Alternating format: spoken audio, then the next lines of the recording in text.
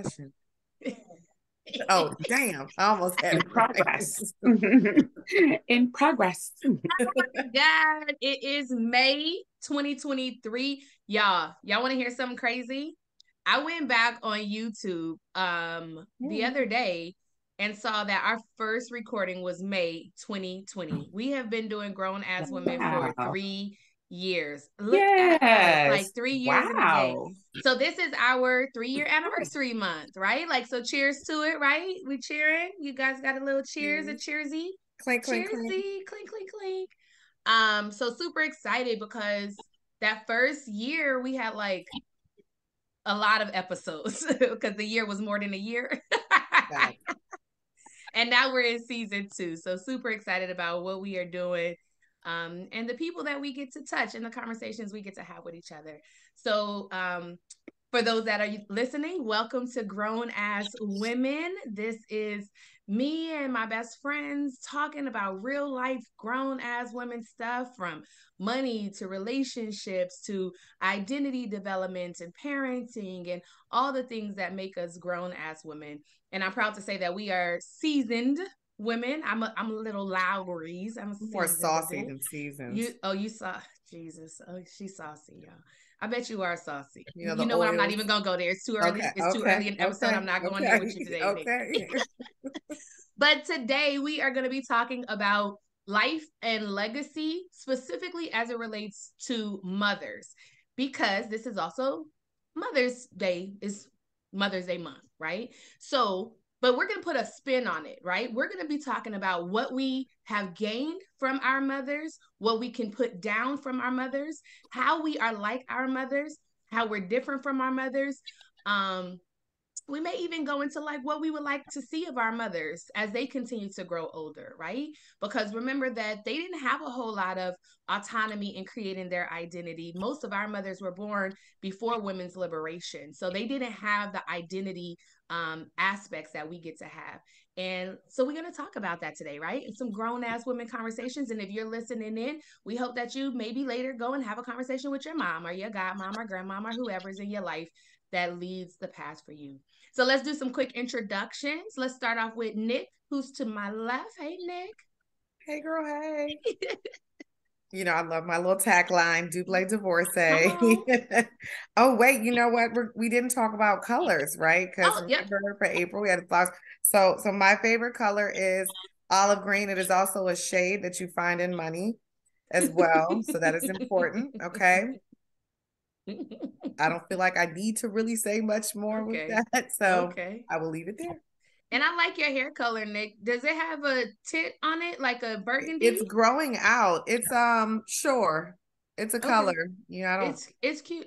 Okay. Thank you. Okay. Yeah, it's just I'm actually growing my hair out. It's a progress. You guys will see over time. It's happening. It's a thing. It looks nice. And Thank I like your much. glasses too. Thank you very much. Let's go diagonal right to D. Hey, D. Hey, I'm Deana Kennedy, coach, human resource expert, all the things. My favorite color is actually a fuchsia shade of pink, but I love all the colors and all the prints. So that's what I'm doing today. Yes. And let's hit up Dr. Ayana Malone. Yes, Dr. AKM here. Busy mom, you know, life, talent, equity, like D, all of the things. So what's interesting is I have a lot of favorite colors. So I went with something different. I like stripes. So if you see, I'm wearing stripes.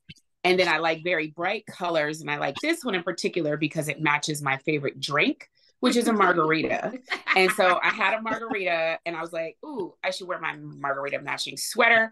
And I like stripes. So it all came together quite beautifully in terms of the theme being our favorite colors. I like margaritas. So I look like a margarita today. So you like the color of the margarita? Yes.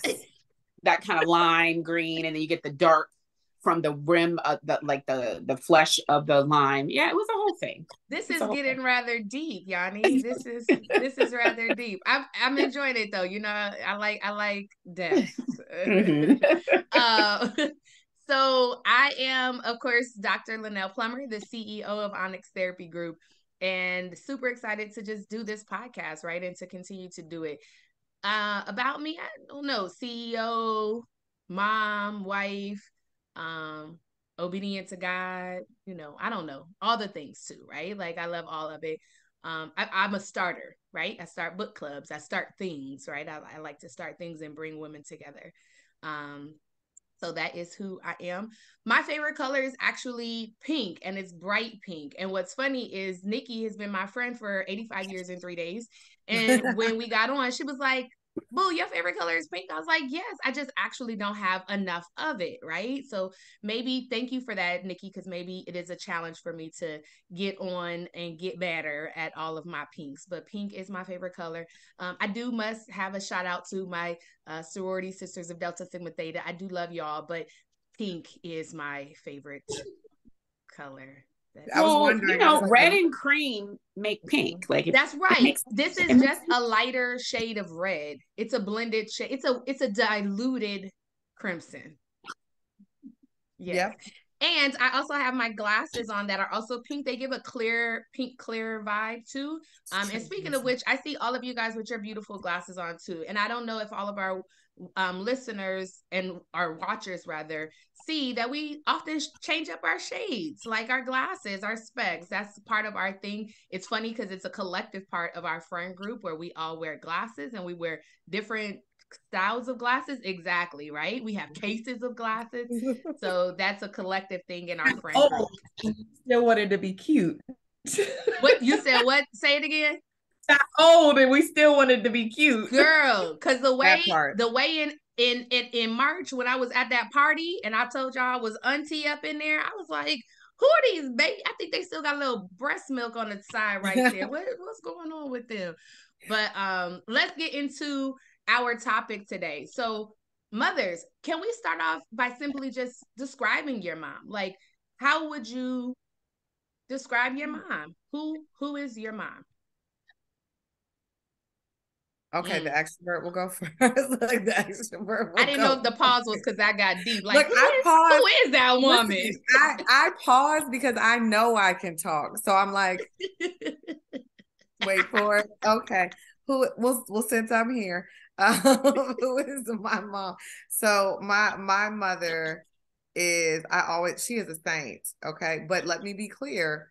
How I see my mother as an adult is not the same as how I saw her as a child. Yeah. So as a child, I knew that she was smart, educated, career woman, and she stressed the importance of education, but wasn't, huggy and kissy and affectionate and super warm. I mean, she was there.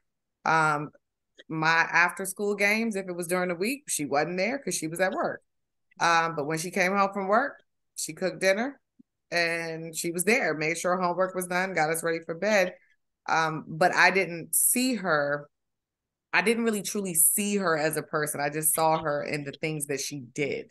Mm-hmm. I didn't necessarily know her.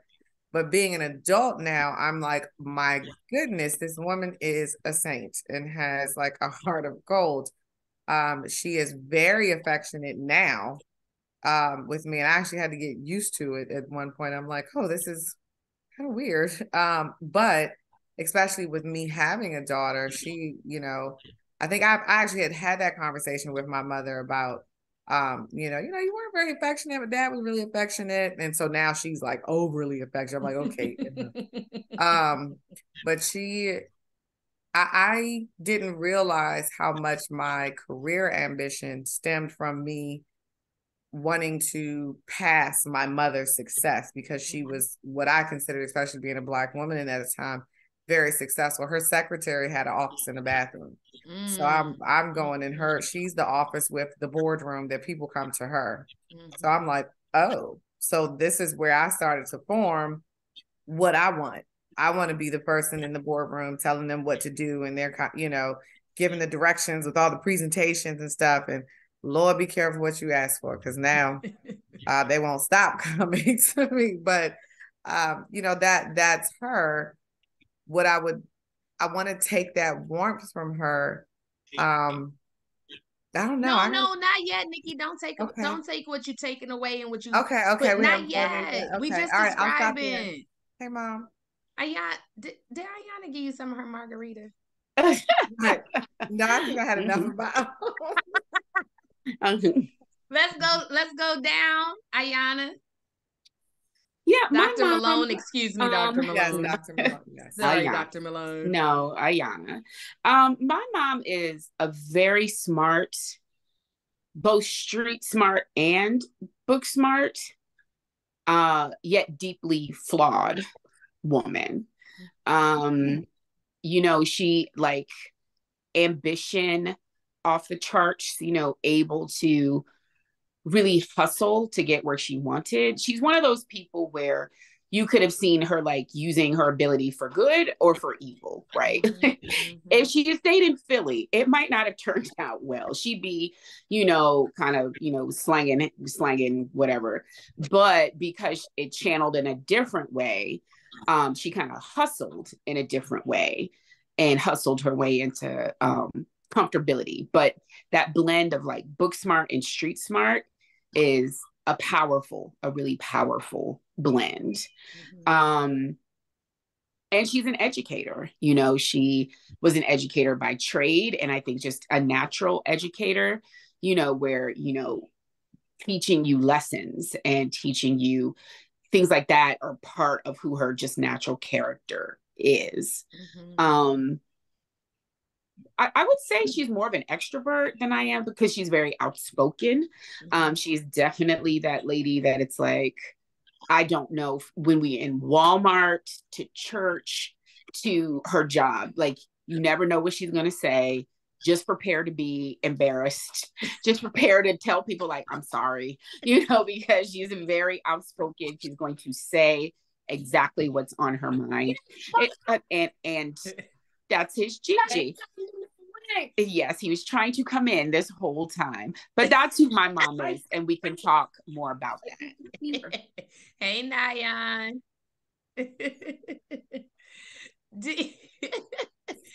Nayan was like, "Oh, you're not gonna be talking about my Gigi, and I'm not up in here. That's my Gigi member today. He's our fifth member. He's standing right for Janai. Oh my goodness! And thank you for reminding me of that, Nick. No, by no disrespect, did I forget to mention Janai. So our fifth member, Janai Morris Carr, is normally recording with us.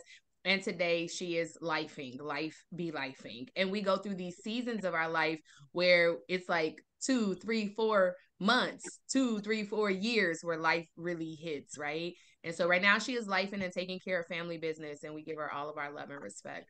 And I forgot to mention her before, so I apologize for that. D, tell me, who is your mom? Oh man, my mom is the sweetest, humblest, kindest person you ever want to meet. She is the person people go to confide in, to console them, to love on them. She's just like all the warm things that a mother, you know, that people think about when they think about their mother. She is a hobbit, though. She's a introvert. Probably has agoraphobia. The lady never leaves the house. No, I'm kidding. She doesn't have agoraphobia, but that's a thing. I don't want to make light, but she's an extreme introvert. Where I probably get some of my introverted qualities. But she's just a super loving person. She's always wanted children, so she has nurtured them even in spaces where she didn't like know what to do. She did something. She's definitely a fighter. She had to fight for many things in her life. But yeah, that's my mom. She's super sweet. Everybody knows her. Everybody's always like, how's mom? I'm like, she's fine. How's mom? Yeah, for sure. I love each of you guys as moms. Like whenever I get to see them, I get like super excited, right? And just like hug them and stuff like that. And Nikki, your mom has like a really warm. It's surprising that she wasn't really affectionate because she's like, so she just holds you and you be like, oh, okay. Gigi's hugs are like, oh, Okay, LaNail. All right, go on. I got something to tell you. And mom will hug and then start talking, right? Like, what's going on and all those kind of things. I love you guys, mom. And I bring that up because I find that I have a lot of mom figures around me. I have women who God has given me in these shared spaces, godmothers and stepmothers and women who are mother figures, because the woman that I was actually born to is deeply flawed. And I know she loves me, right? I don't doubt that at all. She loves me 100%, but she loved other things more, right? So my mother had an addiction when I was growing up to drugs, and she has an addiction to her religion, which prevents her from fully seeing me, especially as a person with that identifies as bisexual. She really struggles with that. And because of that particular struggle, and many of her manipulative ways, we don't have engagement with each other. So this episode might be really tough for me at different times. I might be a little more quiet or asking you guys more questions than answering some of the questions, just because the topic, even though I'm 42, the topic is still very raw for me, especially as I'm raising my own daughter and I am raising my son also. But it's different when you raise a daughter and your mother wasn't the example that you needed her to be, right? Like, you're like figuring it out on your own. And like I said, God keeps giving me all these mother figures to fill in some of the deficits that came with being the child of my mother. In loving God and seeing God, I think that one of the best things that he did was to make me my mother's only child. I don't think that most people can endure the things that my mother has that I've had to endure in being her child. So I'm grateful to God that I'm her only child. And then my dad, y'all know Vince, he just got kids. So we just I get siblings on that side. So as we go into these mother conversations, if I cry, y'all, just bear with me, because this one of them things, but we the grown ass women, right? And everybody's mother relationship isn't beautiful and pure. Sometimes it's hard and tough, and there's lots of lessons all the time. So bear with me. My first question to y'all is and it's a heavy one, I guess. It's a lot. It's a lot. Y'all take it as you want, but from who you know your mother to be, what do you pick up from her? And what are some, let's just start with picking up, because if we talk pick up and put down and it gets a whole lot. Nick, I already heard you say like you're a career woman because your mom was a boss, right? Like that's what she did.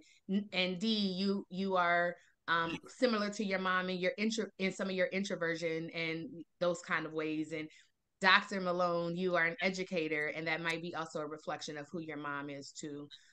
Tell me how you guys are like your mom. How are you like your mom? For me, I have my mother's heart. I have my mother's heart. And we can get into that later, the good and the bad in that. But I definitely have her heart. And then, for Father's Day, for June, we talk about the other side that I have that tries to help balance that out. Because I know you didn't think we were going to get away with a whole episode. I didn't say the word balance. Shout out to my Libras. Although we just wrapped up Aries season, so I don't want to take the shine. Not yet. So, but I have my mother's heart, definitely her business acumen. I'm still getting to know her in as a woman. So as a mother, we're different mothers, but not in the bad way, but in the way that our circumstances are different. Well, we both stress education being important. There's things like rewards for good grades. That was all my mother, doing stuff like that. But I'm still really getting to know those things because I really was so consumed with my own life as a young adult going out on my own, that the phase where you begin to stop seeing them as just a parent, started later. So now I'm still kind of learning the things that I don't surface level obviously see that are like her. I'm over here writing questions. I was like, ooh, that made me think about boom, boom, boom. So, okay, I got it. Go ahead. Yana, it looks like you lit up over there. Oh, yeah. I was just taking myself off mute, but I was actually going to let D look like you were going to say something. No. You can. I definitely, I don't want to say heart, as Nikki said, but I draw people in a way that they want to talk to me. I don't know that I always want that, but I do draw people in a way that they want to talk to me.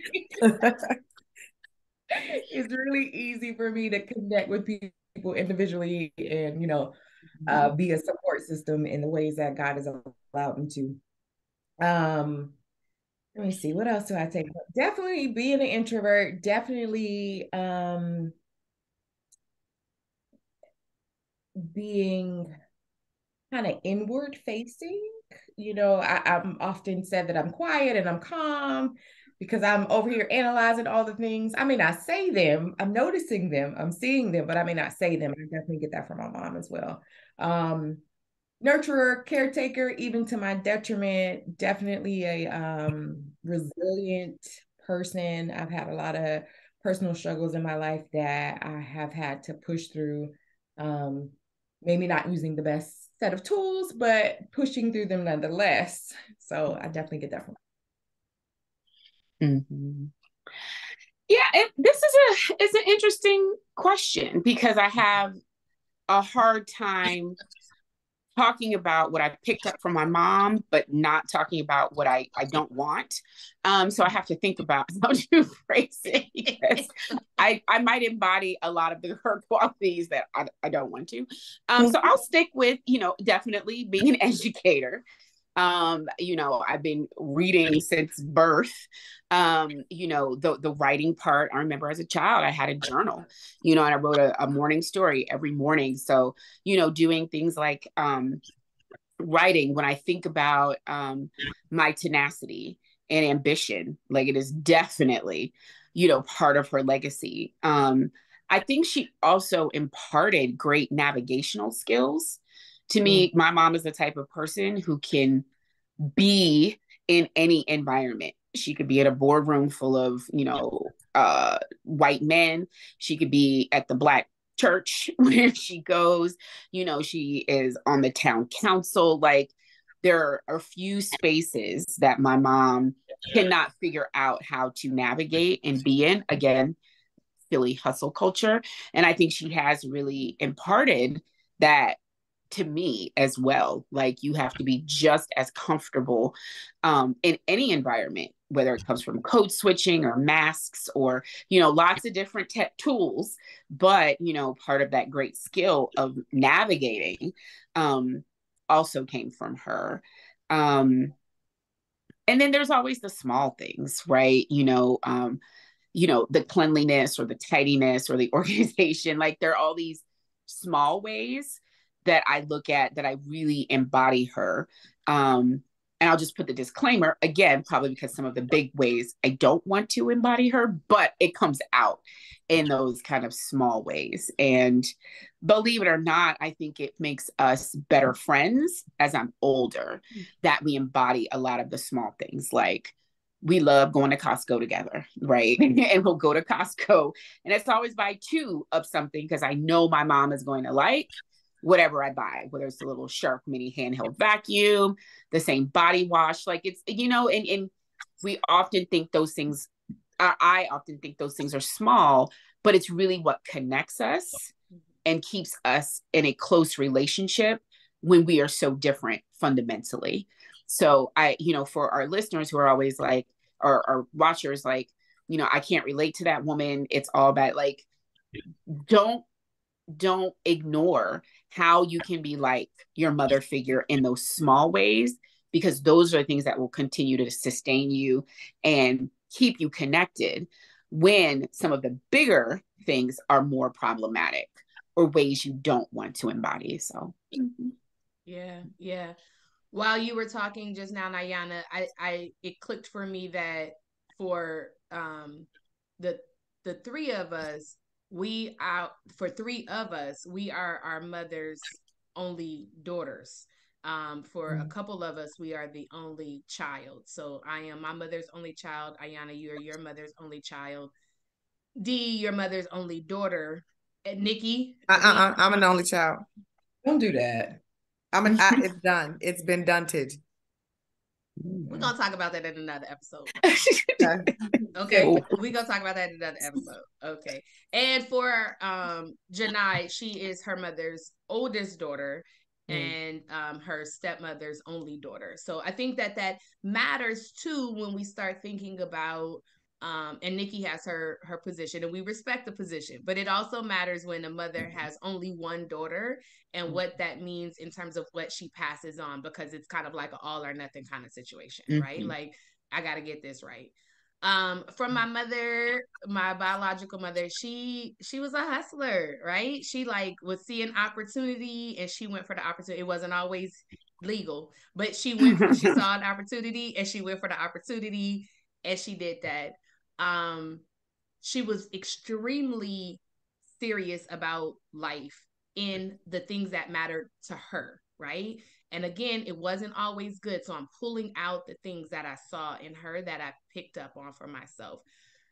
But she wanted something and she went and she got it, right? Like she was determined. She was going to get whatever it is that she wanted, including how I'm here, right? Because my dad didn't even know I was coming. She was like, I want a baby. And he was like, nah. And then I came and that's what it is. And so, but she was that way. While she didn't pursue education in my early years, she did highly believe in education, right? And she thought that education was going to be the way out of the situations that we were in. And indeed it was. And so here I am as a person with a doctorate, but also a person who teaches, right? And I believe in education as well. She has a beautiful love for plants, and I love plants as well, like the way that she nurtures. I don't think she knew how to nurture me in certain ways, but she knew how to nurture her plants. And I would see, there was a moment where I was younger and I would say, you love those plants more than you love me, because she would talk to them and she would like take care of the soil and she would like take care of the leaves and all the things. And I love plants. I don't know, who is she? She was outspoken also. She told people what she felt, how she felt, when she felt. She never shied away from a conversation. She was very much like, this is what it is. And I am that way too. And I love her. And I love all the good things of her. Yes. And I see myself in her too. Yeah, absolutely. And she loved her hair. She was back in the 80s, right? And so they would have like the big hair and all that, the rollers with the black liner and the red lipstick. I don't be doing lipstick like I used to, but she loved her hair, like taking care of her hair. And this is all, I call it BC and AC, right? Before crack and after crack. It's time to move on, right? You ready? All right. Let me sip this margarita. We gotta laugh. We are so serious right now. Yeah, we're gonna talk about what we're gonna put down, and then we're gonna lighten it up a little bit. I think our audience is used to us being pretty light, right? So I want to lighten it up and tease and cuss, not too much, because the episode in February and March, I think I was cussing too much. But what? You know what I forgot to add? And my mother can't watch this episode because she's gonna be so mad.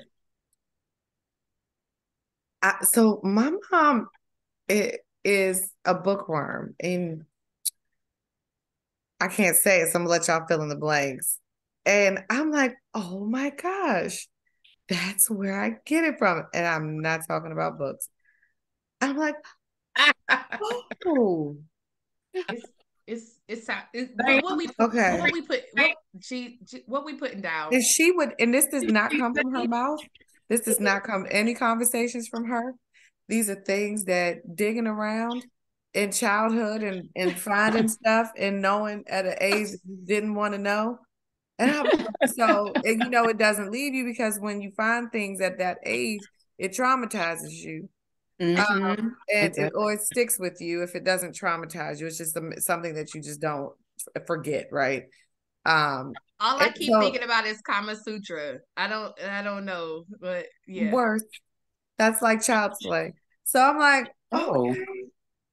So now I'm like, okay. That's not something I'm trying to like outdo her in. So I'm okay where I am. I mean, but your mama and daddy been married for a really long No, time. I'm done. Oh, okay. Oh, okay. Yeah, I'm like, okay. I can only go but so far in Okay, that. that's That so is far. something Okay. that. Oh, now you got limits. Now you got hold limits on. on the sex talk, But huh? emotionally, like, I Exactly. don't know if I can handle it. Because I don't think we should move past that too far, because I think who we are in relationships and sexuality, et cetera, that is our primary source of learning, right? Especially in our most formative years. And I can tie a direct line from my mother's romantic or not romantic past that, you know, has brought me to where I am. So it's interesting you kind of bring that topic up, Nikki, because there is that direct line, you know, between what was your first examples, you know, what was your first model, what were the things that influenced, you know, what your home looked at, like, you know, the people or whomever they would bring home, or, you know, whether they, like, you and your mom and dad were like married for a long time versus my mom being single versus, you know, there are like a lot of different aspects of that. So, you know, we don't have to go there because it's a lot. I realize that, but I'll say this, you know, it's not unrelated to kind of that bigger picture of how are you like your mom. You know, we don't have to talk about sex, but we could talk about like in broader relationship. How much do we mirror, you know, what our moms taught us? Yeah, I saw my parents being affectionate all the time. I didn't see them argue, so I didn't necessarily know how to do that as an adult in a relationship, but that was something I wanted. I always knew that my dad would touch my mom in some form or fashion. So that is something. Wait, what? You went there this time. I didn't go there this time. This was not a place I was like leaning into. But I got you back, because that's how you be surprising us. Not about your parents though. Ew. But on the affectionate intimacy that is not sex. That part, I saw intimacy with them.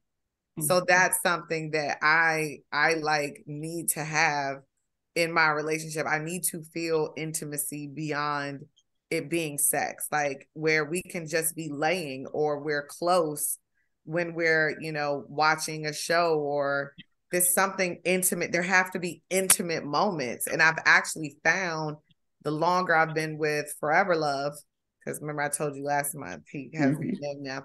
The longer we've been together, it's shifted to where I absolutely enjoy if we're going to have sex, but like if we're both deeply exhausted, he actually gives intimacy in a lot of other ways when he knows like, okay, I'm exhausted. If it's been a terrible day, there's things that he does intentionally that are very intimate, that I never really experienced that way. So it's actually started to shift, not my desire for that stuff, but in the that feeling like some need needs to be met in that touch area.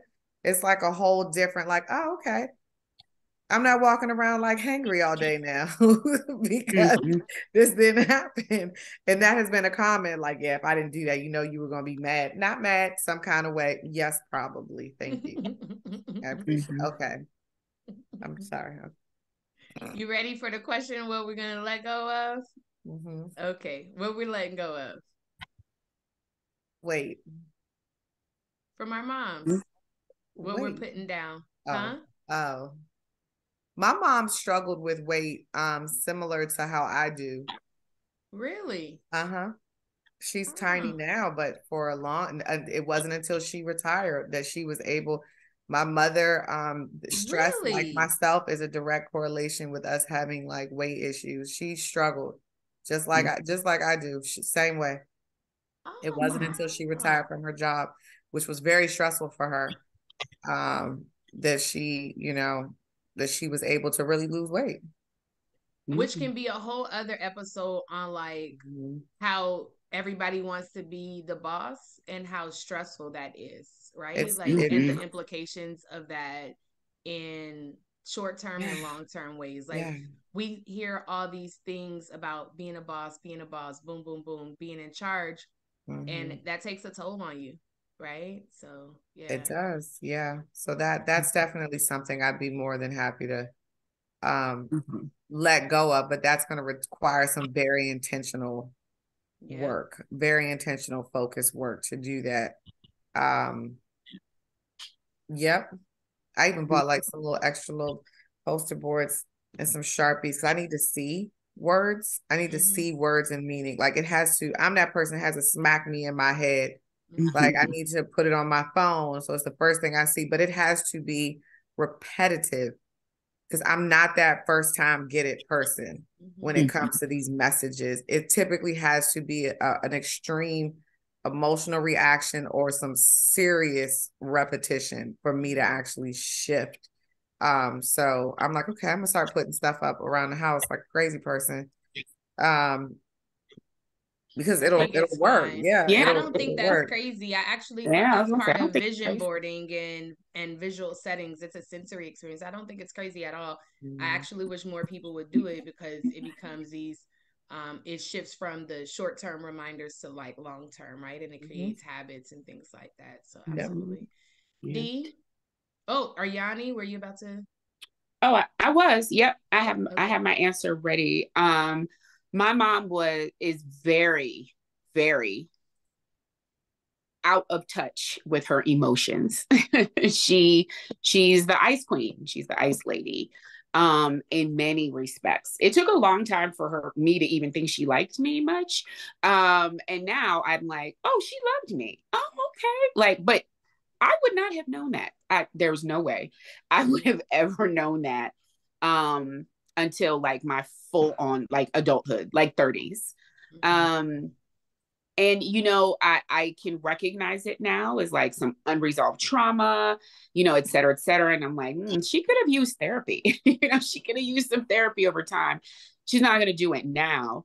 So I've long come to accept who she is. Not that it's still not hurtful, not that it's still not difficult, but as I accept it, because she is so very much resistant to any emotion, could be happiness or sadness, like any emotion, and really kind of expressing any of that. I was gonna, when we were talking earlier about what you learn about in relationship, like I never knew until I had Nyan how much I actually like physical touch.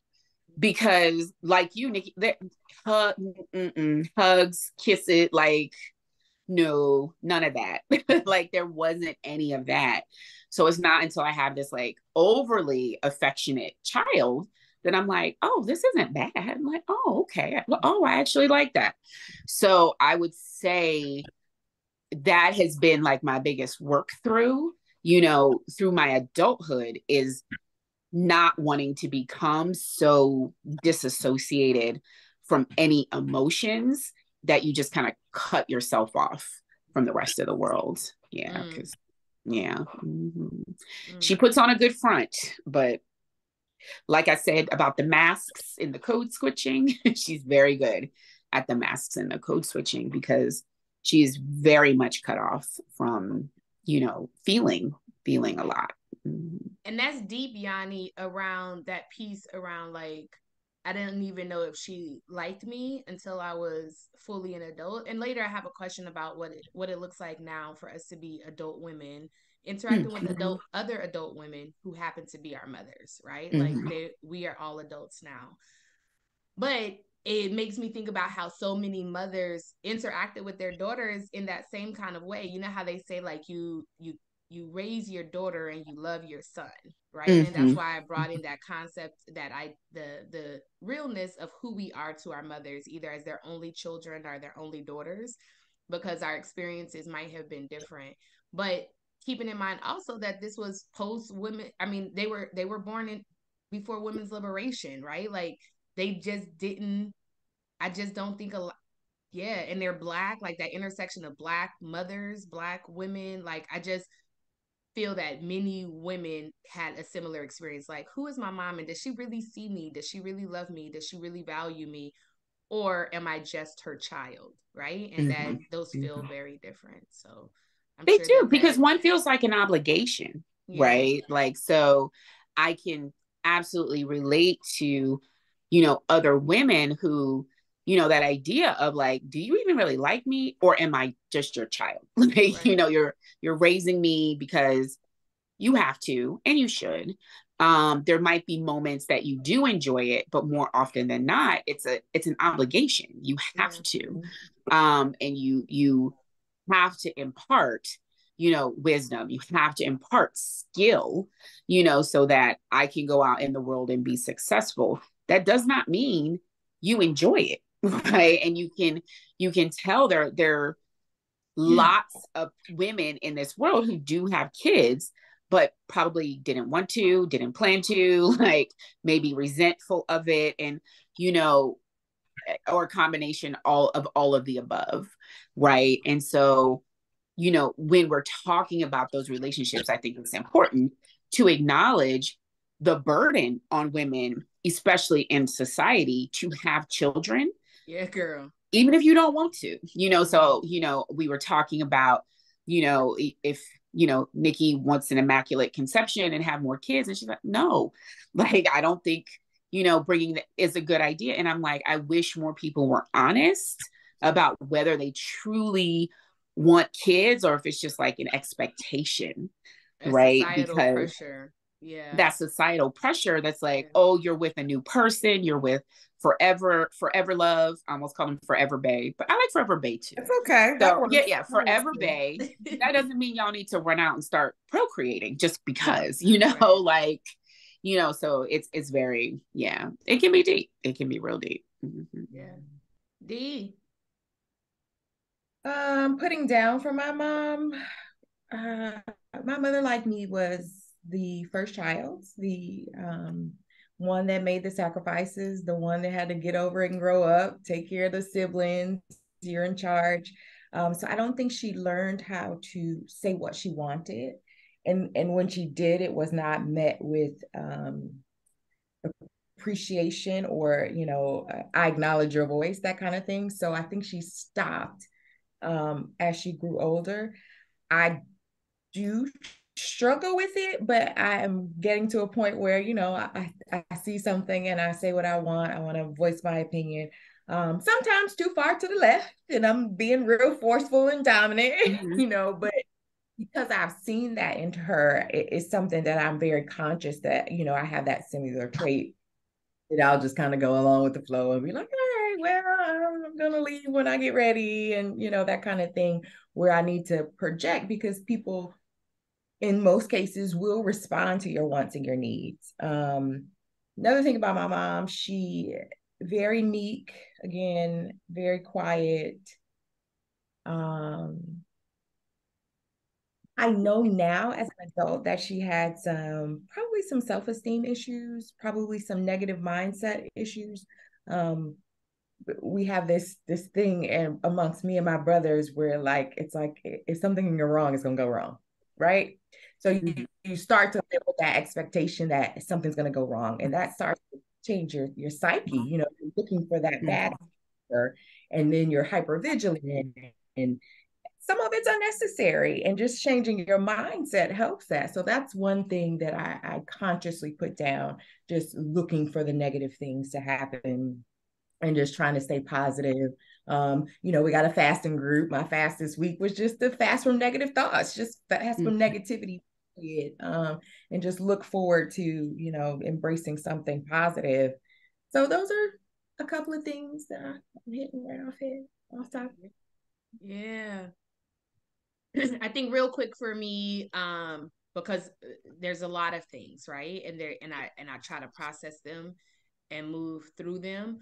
But one of the biggest things is being extremely mindful of addiction. The world feeds us to be addicted to something, because that is part of capitalism, and that is part of dependency, and that is how we get controlled, right? So we're not necessarily always addicted to like drugs or substances. Sometimes it's addicted to like shopping or addicted to like relationships, like limerence, right? Like we've talked about that before.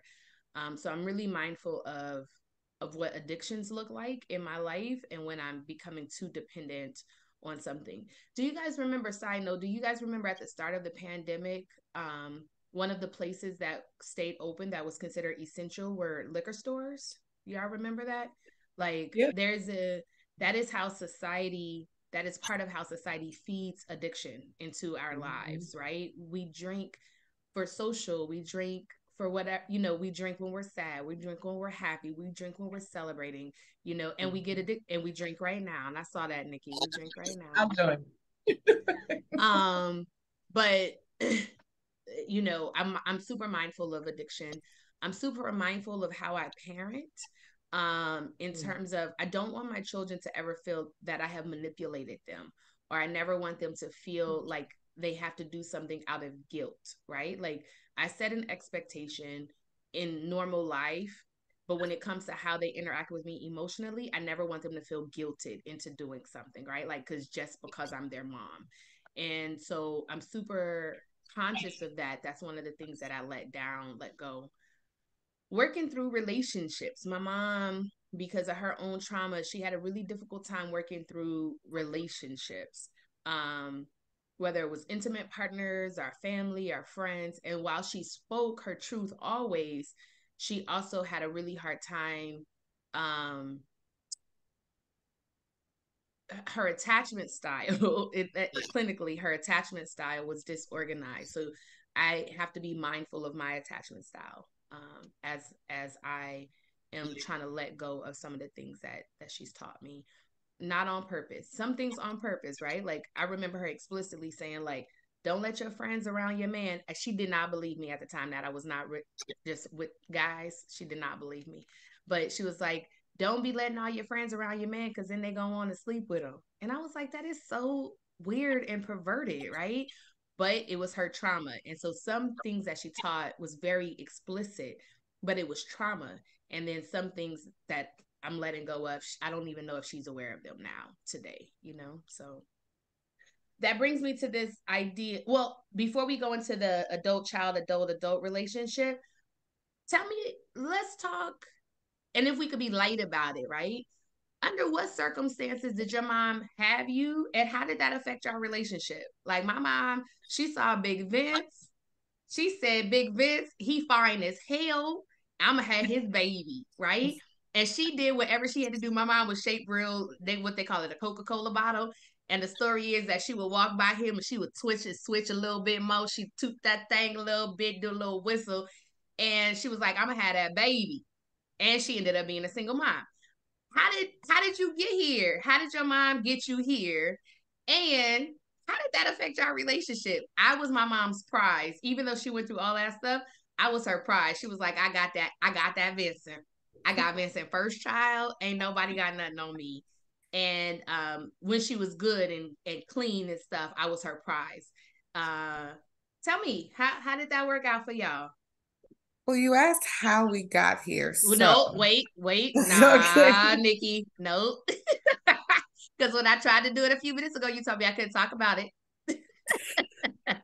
Okay. No, I was my parents had a plan.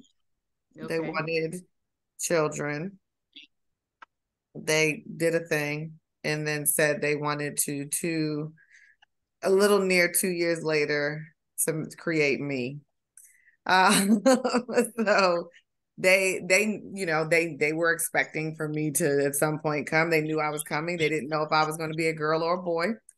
They just, and I asked my mom, and they had the technology back then to know, but they didn't want to know. They said, we'll find out when you get here because we don't care. So they didn't know you were a girl until they gave birth. How cool is that? And that's probably why I was the one that was like helping cut the grass and playing sports with dad and so forth. But yeah, so now they like wrong one. But Sorry, I had to get that one.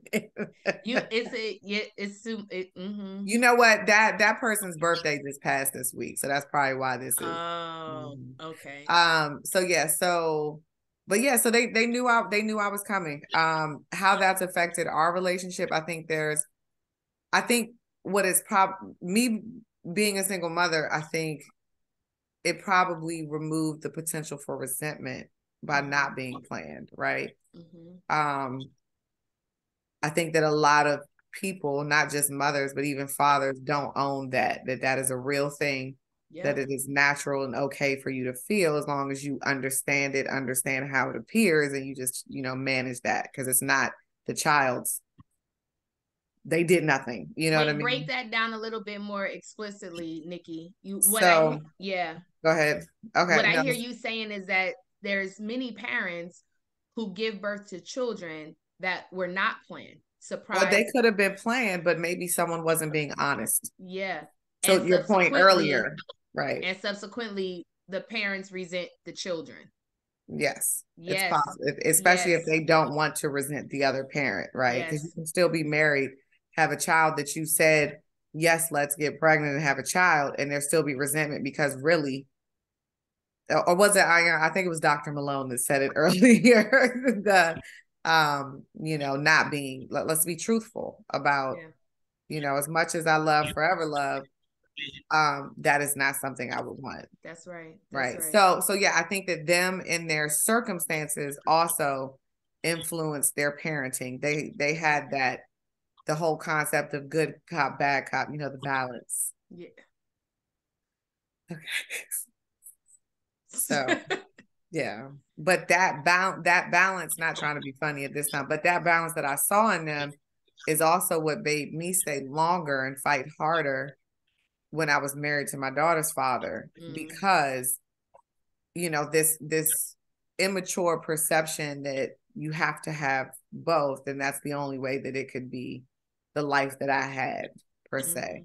It's just a different life. Doesn't mean it can't be good. It's just not going to be that one. Yeah, for sure. D and Yanni? Well, y'all know my not when you start off with a well. My origin story is not light. I will say that I was a secret, y'all. My aunt tells the story that she came home on Easter Sunday from the movies. Where's my sister, who was in college at the University of Maryland, and realized that she was in the hospital having a baby. You were born on Easter Sunday, D? Monday. I crossed into How cool is that? Yeah. Yep. Your connection to Jesus is real. Yeah. Girl. You like the Christmas people, Christmas and Easter, honey. Where's my little meme where he's coming out the tomb? Nope, not today. Not today. Sorry. That might be wild, but it's funny, Nikki. Oh my God. Anyway, so my mom is a petite, tall woman. She tells me stories of walking through Lexington Market, rubbing her belly, calling me part of me, but everybody thought she was saying part of me. So that's my little name. She definitely wanted me. She grew up in an era, in a family where, marriage out of wedlock was not a thing. It was go do something about it. She was in college, so that presented another issue, and there's more. But anyway, loved, wanted, but a big ass secret. You ain't no secret now, but we all know you. You hear me? We all know you. We all know you. What's funny? Because I know the people. All the people who had issues with me coming into the world are like, dang, she is something else. Yeah. Like, they just nod in their head when they see me. Like, ooh, I would have been so wrong. But yeah. We're lucky to have you. Yep. Very. Absolutely. Yeah, I'm like, Dean, my story, you were like, and let's make it light. And I was like, there's literally nothing light Oh. about my origin story. Um, yeah. So I am a product of an affair. So my biological father was actually married to someone else, not to my mother, to someone else. And I only have one picture of him when I was a baby, and you can clearly see his wedding ring. So I don't think he lied to her about, like the fact that he was married. And she will not talk about it. Trust me, y'all. It's been, how long have I been on this earth? She will not. I've tried. And now I'm at the point where I just kind of respect that she's not going to talk about it. But I often think, I have to fill in my own blanks. And so the blanks I fill in part of her trauma is that I believe she truly thought he was going to leave his wife, right? Mm-hmm. Oh, sorry, let me play. Okay, yeah. He was going to leave, his wife for her, and he did not. And so, when I put that story together with I'm not sure she really liked me for so long, like it kind of makes sense, right? That she had me thinking that would get her the end goal, which was, the man, and it didn't. And so yeah, there's nothing, I would say is light about that story, but I also, it doesn't make me sad, it doesn't make me emotional. It just makes me think about, when I see, other women and other young ladies making these sacrifices for these men, et cetera, et cetera. And I want to be like, just don't do it. Like, don't. It's not going to get you. Sort of like with Vince and your mom. We've never said her name, but I don't know if I'm allowed. But you have said Vince, so I'm saying his name. But it didn't get her what she wanted. So I look and I'm just like, don't sacrifice everything for a man, because it may not work out. The problem is that then she then taught me that men were evil, marriage is slavery, all of these kind of negative tropes. And like I said, because now I've been in therapy for years, I get it. Like I can connect it. Like, oh, this was your trauma. Like, this isn't true. Like, this is, what happened to you. And this is what you have found. And, in some ways I appreciate it. Like, she has made me incredibly self-sufficient. She has made, like I said, very determined. She, along with those lessons came lessons in resilience and self-sufficiency that I think wouldn't have been there if she hadn't gone through that herself, because she was so disappointed, in the circumstance. But so, not a light story, but I don't want people to take sadness away from the story. I think it's a really strong life lesson. And knowing that good can come from a negative circumstance. We always want these, pregnancies and whatever to be this like beautiful orange origin story. And they're not always, but they can lead to something amazing, down the road.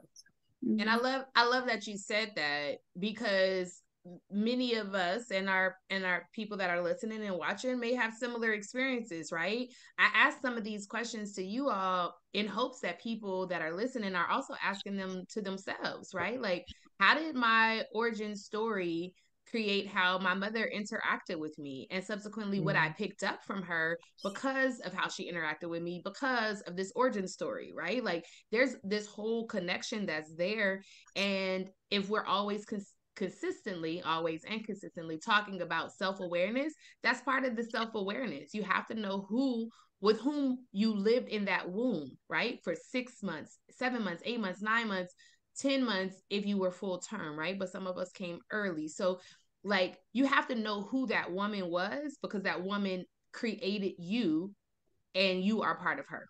And so you got to know what those origin stories are so you can understand who you are, right? There's no self-awareness without understanding that part. I know we're going to run out of time, so I'm going to only ask one more question instead of two. So talk to us about these adult relationships, right? Because we be girl, who are you? Who are you? Like, what is wrong with you? Like, why are you this way? And I remember my mom, my biological mom. I have a stepmom who I absolutely adore. Her name is Francine. She Francine, and I love her and I adore her. So our experience was different, but I remember the moment that me and the moment my biological mom remembered realized I was an adult. She didn't like it. She was like, I don't want this. Like, what you mean you making decisions for yourself? What you mean you like think it, what does this mean? And I was like, girl, who are you and why are you this way? I will also put into context that my family, we have children young. So my grandmother had my mom when she was 14, and my mother had me when she was 20, and I had Alyssa when I was 23. So we are a young family.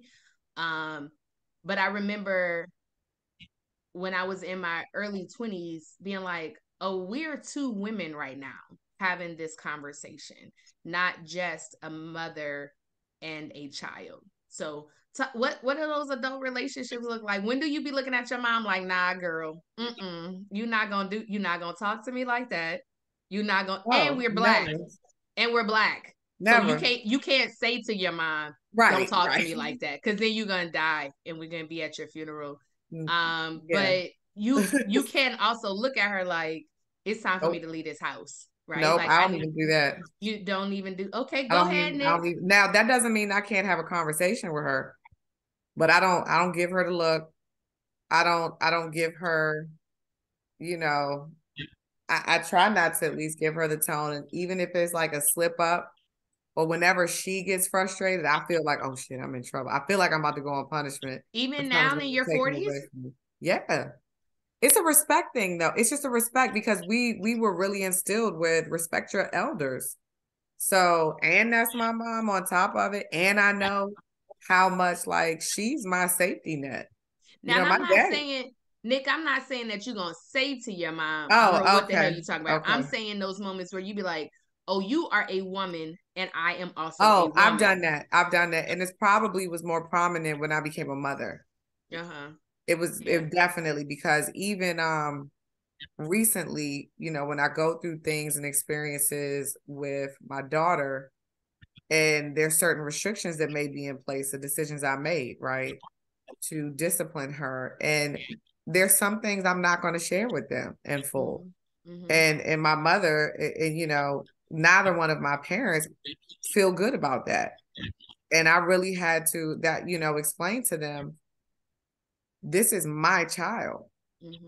I love and appreciate the support that you give and the love that you give to both of us and have for us, but I am not obligated to share every detail about my child.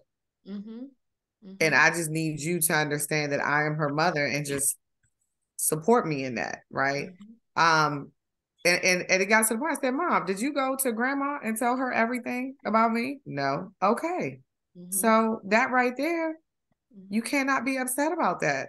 And so it really was when I became a mother, I think that's when I probably started pushing back more on, okay. Because, before then they say something you already know and you're like, okay, thanks, Mom, And not just pushing back, when you started seeing your mom, for all of us, when we started seeing our moms as women, I think, I don't know if it was, I don't know which one of you all said it, whether it was Nick or Yanni, but like the moment you realize like this person isn't just my mom, like she's a full woman. She like has her own goals and intentions, and she's a sexual being, and she has she has hobbies and things like that. Like when you started to really see, this is not just my mom, this is a woman, and we having a conversation, women to women. I'm always your child, but you're a woman and I'm a woman.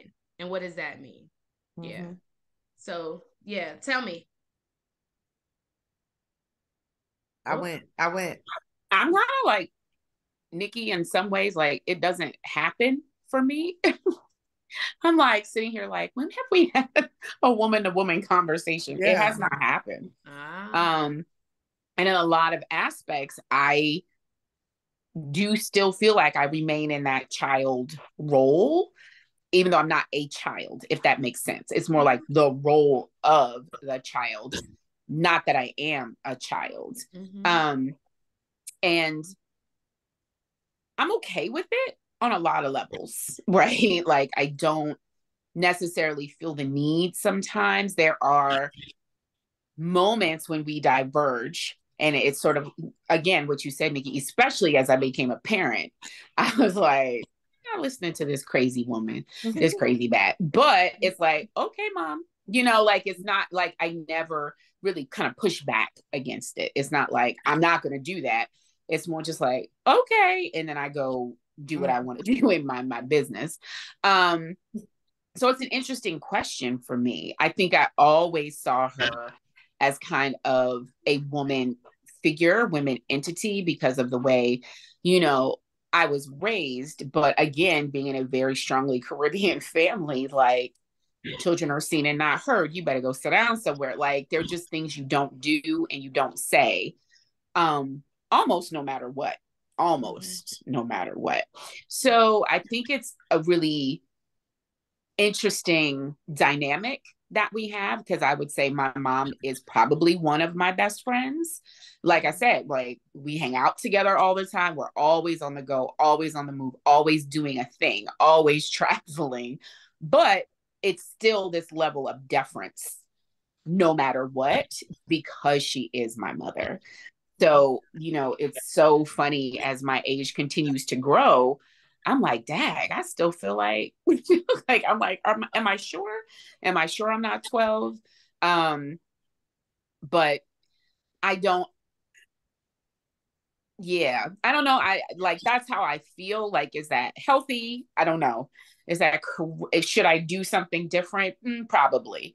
But that's when I go to therapy, or I call LaNail and be like, I can't stand that lady. And then, you know, and it, because I just, it's not going to work out if I have that conversation with her. So I have to have those conversations elsewhere, get my mind rebalanced, and then, you know, go back and deal with her. So yeah, I think you brought up something that led me to ask the question, which is like, my mom is my best friend, because friends have this position around, their friends are usually equal, they're usually peers, and there's not a hierarchical element to it, but there's not, are you sure? Oh, not all friends. That's right. Not all friends. Okay. All right. Fair. A couple examples just popped in my head, so let me just I was like no. Back in the day, I'm just rewind. But I think of one of your mentors, who I believe is like a mother figure to you. Who, Mama LaNail? Willa? Like, yeah, well, I wasn't sure. I'm not sure about names, but yes, Mama Willa. You know, she's in your house, she's making sorrel and sangria, like, but you still have this deference. Yes. There's still a hierarchy in that relationship, you know, because of her age, because of her, you know, status in your life. So yeah, I don't always think it has to be, friendships have to be equal in that way. Nah, yeah. I'm gonna think about that some more too. Yeah. Thank you, Yanni. All right, D. So for me, it happened when I had my own household, where this is my sanctuary, and I run things the way I want to run things in this house. And that started to spread throughout my life. There's always this deference, as you mentioned, Ayana, but as Black women, we communicate in, tones and sounds and body language. So true. My aunt alluded to it the first time I realized it was happening. She says, when I get upset, I start blinking my eyes real rapidly. Because when you said something I don't like, because I be batting my eyelashes like, what, huh? I think through that, my mom kind of knows when she's stepping on my toes as a woman, and depending on what the subject is, she'll usually pull back, and we'll come back to it and we'll talk about it differently. But I just think she kind of respects who I am as an individual in that way. And I don't have to say anything. I just, have that natural body expression. And she's like, oh, okay, she mad at me. Or, oh, okay, this is a line here. Let's approach this differently. And so we do that. And I love it because it's almost like mutual respect. It's her recognizing that I am a woman, although I am her child and very much like her. I am my own separate individual and should be respected as such. So that's kind of how we handle it. We're not big talkers in my family. So that's probably how that happens. So it's like you say something and I'm like, and they're like, oh, that's a sore subject. Let's come back around in a different manner. So yeah, that's kind of how we handle it. Yeah. Like I mentioned, there were different points in my life with my mom, but one of the things that she taught me to be was direct, and so I am direct with her also. So there's no cut cards with her of all people, but with most people in general, all people in general too. Yeah. So I just would tell her like, hey, I think you have to, in this moment, you have to respect that I am also a woman. So I have made a decision, and this is the decision that I'm going to move forward with. And thank you for giving me your suggestion and your advice or whatever the case may be. Like I mentioned, we don't really talk now, but that is how those conversations went back then, where I would be like, okay, mom, like, I hear you. Thank you. This is the decision that I'm going to make. And, or mom, you're leaning on being disrespectful right now, and I need you to stop. I need you to respect my boundary. And of course that would piss her off, but it was also like, what other option do I have in that moment? Because I'm not going to continue to just let you be this level of disrespectful. We also have a trauma history together, so that is part of the equation. But she taught me to be direct, and so I used it right with her. Like, all right, this is what we're gonna do. I wouldn't cuss at her and stuff like that because I do believe in deference and I do believe in respecting elders, and I believe that God gives us consequences when we don't respect our elders. So I'm probably more afraid of God and his consequences than my mom and her consequences. That has to do with that.